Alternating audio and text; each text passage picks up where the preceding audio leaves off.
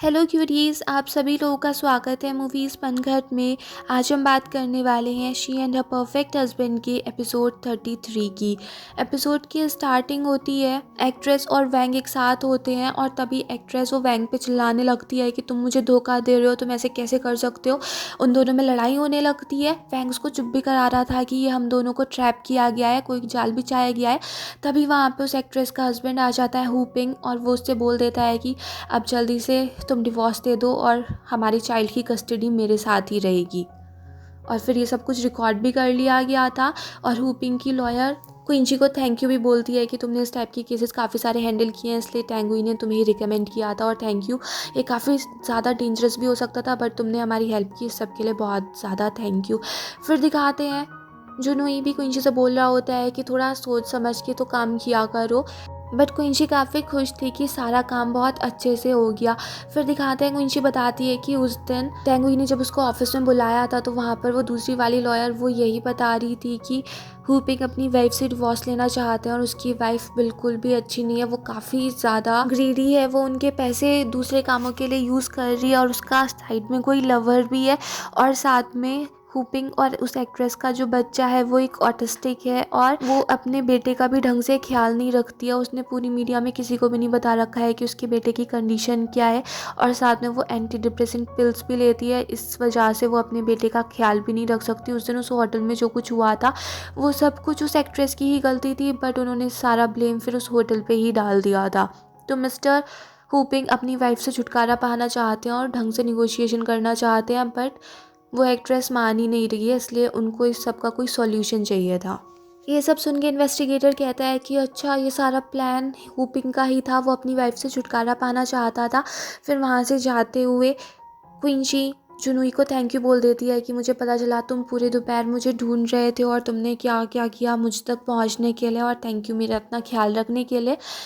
जुनूई उससे बोल देता है कि प्लीज़ आगे से कुछ भी करो तो एक बार सोच के करना, और फिर उसको एकदम से गले लगा लेता है। उसको सुन के कुंची भी कहती है कि तुम्हें क्या लगा था कि इतनी छोटी सी चीज़ के लिए मैं अपनी पूरी इज्जत गिरवी रख दूंगी।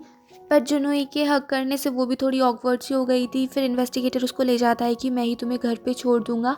फिर दिखाते हैं वूफी जुनूई को कॉल करती है और उससे पूछती है कि तुम वहाँ पर पहुँच गए, तुमने मुझे कॉल नहीं किया। और जुनूई भी बोल देता है कि हाँ पहुँच गया, बस मैं कॉल कर नहीं पाया था। और उस सबको सुन के वूफी रोने लगती है और वो फ़ोन भी कट कर देती है क्योंकि उसने फ़ोटो देख लिया था जुनूई का क्विंची के साथ। फिर दिखाते हैं कार में इन्वेस्टिगेटर क्विंची से बोल रहा होता है कि तुम्हारे लिए जुनूई कितनी ज़्यादा टेंशन में था। उसने येंगुआ को भी कॉल किया और उससे कहा भी कि वो तुमसे कांटेक्ट करे या तुम्हें ढूंढे।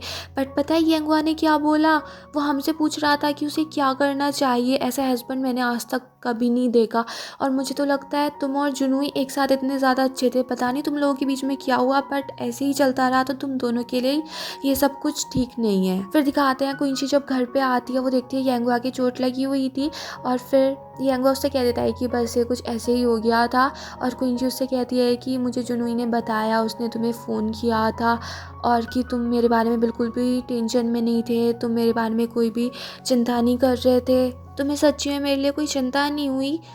येंगुआ बोल देता है कि इसमें टेंशन लेने वाली क्या बात थी, इतना छोटा सा मैटर ही तो था और मुझे पता था तुम इसको अच्छे से हैंडल कर लोगी। बट फिर भी क्विंची को अच्छा नहीं लग रहा था कि नहीं, मैं तो बहुत वीक हूँ, मैं स्ट्रांग नहीं हूँ और तुम्हें मेरी टेंशन होनी चाहिए थी। तुम्हें पता है वैंग ने मुझे कितने सारे रुपए ऑफर किए थे, और साथ में उसने मुझे ये भी बोला था कि वो मुझे इन्वेस्ट करना भी सिखाएगा, रिपोर्ट्स लिखना भी सिखाएगा।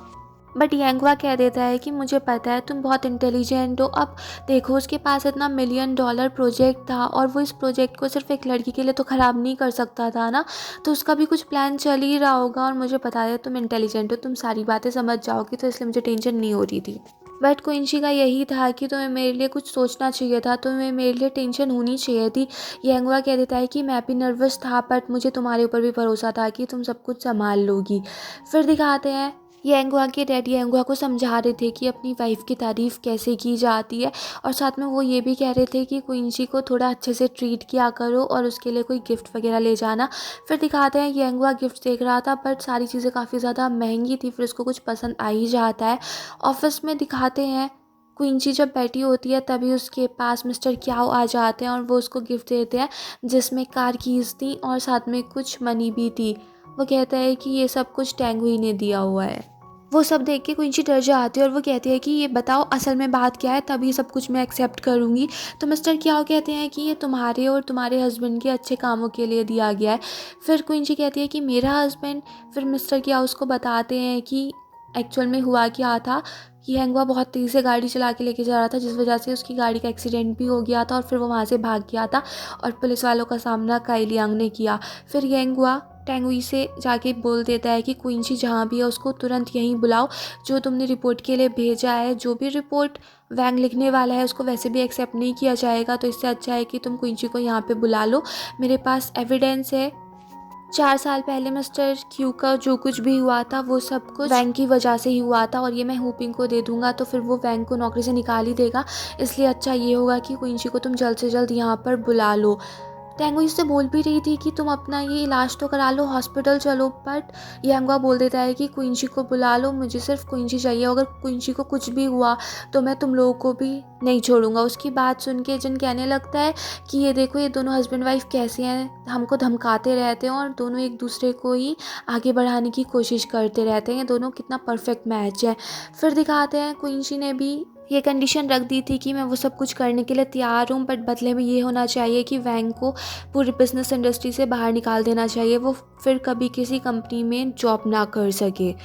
फिर दिखाते हैं काई लियांग यांगवा पे बहुत ज़्यादा गुस्सा होता है कि तेरी वजह से मेरा लाइसेंस सस्पेंड हो गया, इतना खर्चा किया मैंने उस गाड़ी पे, अब अपनी वाइफ को मैं कैसे समझाऊंगा कि ये रुपए मैंने कहाँ पे उड़ा दिए और अब से हम दोनों की दोस्ती खत्म। और गुस्से में जा ही रहा होता है, यांगवा उसको समझा रहा था कि चल पहले लंच करने चलते हैं, तभी वहाँ पर अपनी न्यू कार के साथ क्विंची आ जाती है और फिर जो रुपए उसको मिले थे वो सब कुछ वो काई लियांग को पकड़ा देती है और काई लियांग फिर कार देखने के लिए चला जाता है और क्विंची यांगवा से बोल देती है कि तुमने मुझे बताया क्यों नहीं कि कल तुम मुझे देखने के लिए वहाँ पर आए भी थे और तुमने मेरे लिए इतना कुछ किया, एक्सीडेंट भी हो गया था।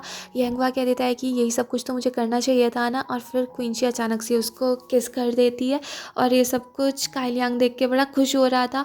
फिर क्विंची उससे बोल देती है कि जब तक तुम मेरे साथ हो, मेरे साथ कभी कुछ गलत हो ही नहीं सकता, जब तक तुम्हारा सपोर्ट है मेरे साथ, मेरे हमेशा सक्सीड ही होंगी। फिर दिखाते हैं तीनों लंच के लिए जाते हैं और वहाँ पे यांगवा क्विंची को गिफ्ट देता है। गिफ्ट में उसने क्विंची के लिए एक पेन लिया था और वो उससे कह देता है कि बैग वगैरह सब चीज़ तो ऐसी होती हैं, बट ये पेन तुम्हें आगे सक्सेस के लिए और तुम ज़्यादा से ज़्यादा कॉन्ट्रैक्ट साइन कर सको।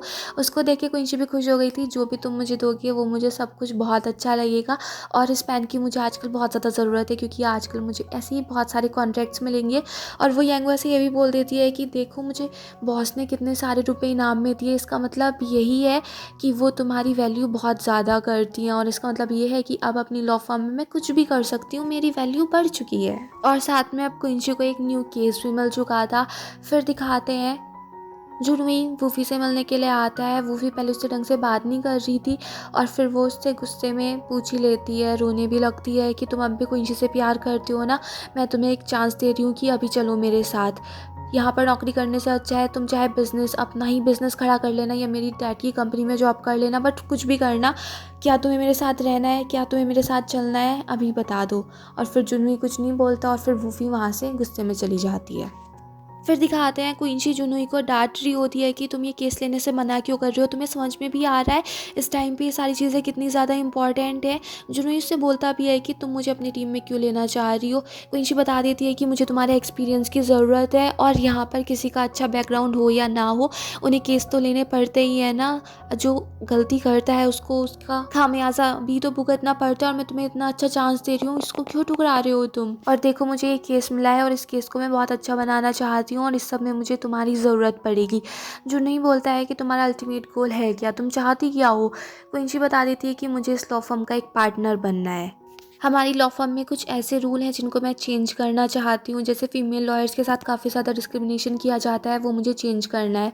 और इस सब को सुन के जुनूई क्विंची के साथ हाथ मिला लेता है और फिर वो सब मिलके बहुत अच्छा केस तैयार कर लेते हैं। दूसरी साइड दिखाते हैं याओ याओ का मैनेजर उससे कहता भी है कि तुम सब चीज़ों को कितने अच्छे से हैंडल कर लेती हो, सारे क्लाइंट को संभाल लेती हो और तुम्हारे साथ कितना बुरा किया गया, तुम पे कैसे कैसे चार्जेस लगा दिए गए, और उसको कंपनसेट करने के लिए वो लोग उसको काफ़ी सारे रुपए वगैरह भी दे रहे थे, बट याओ याओ मना कर देती है और वो अपना वहाँ पर रेजिग्नेशन रख कर चली जाती है। फिर दिखाते हैं वो मैनेजर याओ याओ के घर पे भी आता है और उसको कह रहा होता है कि रेजिग्नेशन सबकी ज़रूरत नहीं है, तुम हमारी फिर से होटल में आ जाओ, सारी चीज़ें संभाल लो, हम तुम्हें टीम लीडर बना देंगे, तुम अपनी टीम खुद संभालना और जैसा तुम करना चाहो वैसे ही कर लेना।